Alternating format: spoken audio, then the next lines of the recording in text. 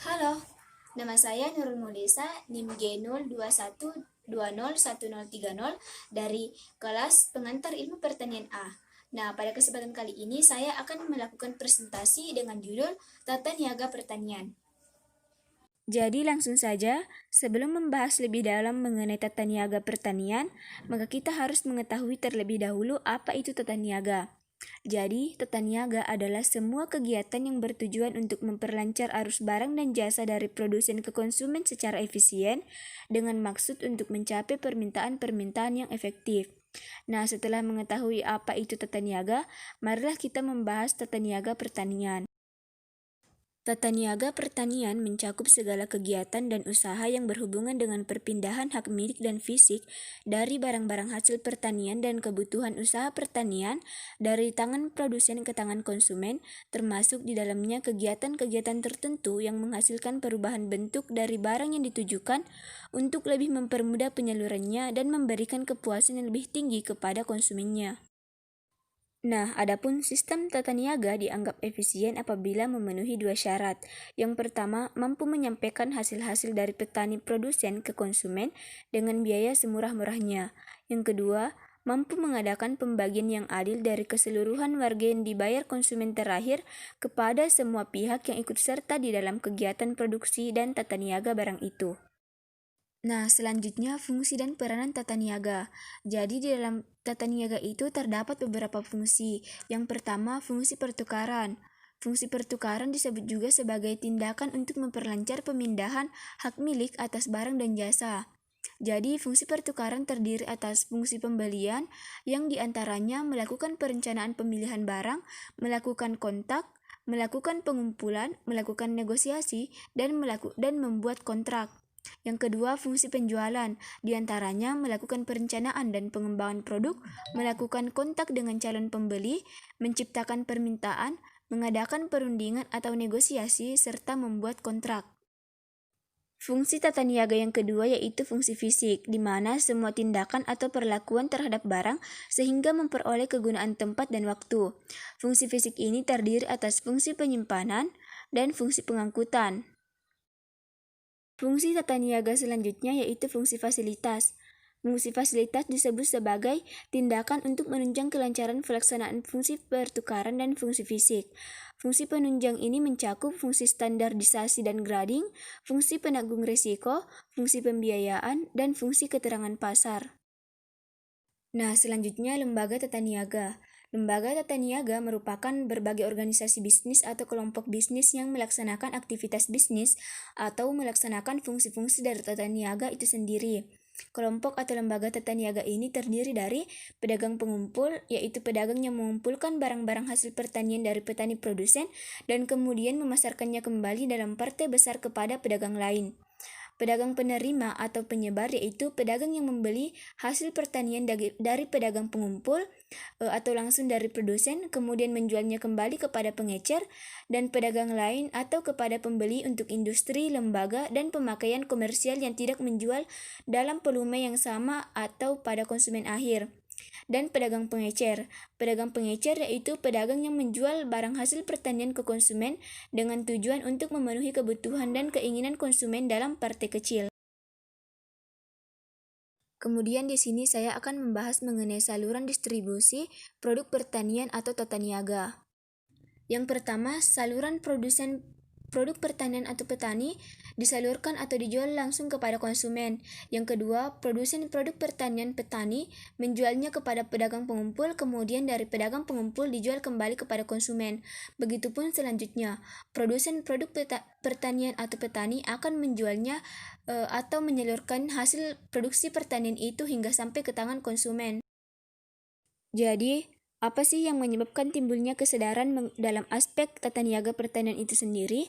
Jadi, penyebabnya antara lain karena terjadinya kelebihan produksi serta timbulnya persaingan yang semakin ketat di antara produsen hasil pertanian. Munculnya resiko investasi yang lebih tinggi dalam produksi pertanian, adanya kesadaran konsumen yang semakin meningkat akan kesediaan pangan dari segi kualitas dan kandungan yang berguna untuk memenuhi diet kesehatan, serta semakin meningkatnya biaya operasional.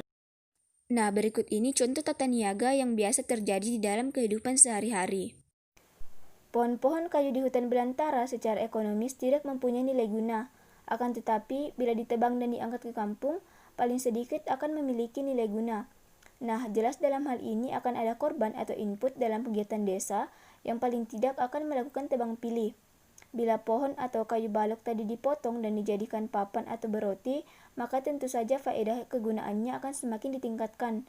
Bila dilanjutkan lagi, papan diolah menjadi lemari, meja, dan lain-lain yang tentunya akan membuat perubahan bentuk ini semakin memberi nilai kegunaan yang lebih tinggi. Selanjutnya, para tukang pembuat lemari, meja, dan lain-lain akan menjualnya kepada konsumen karena dibutuhkan dan akan memberikan kepuasan atau kegunaan lainnya kepada konsumen.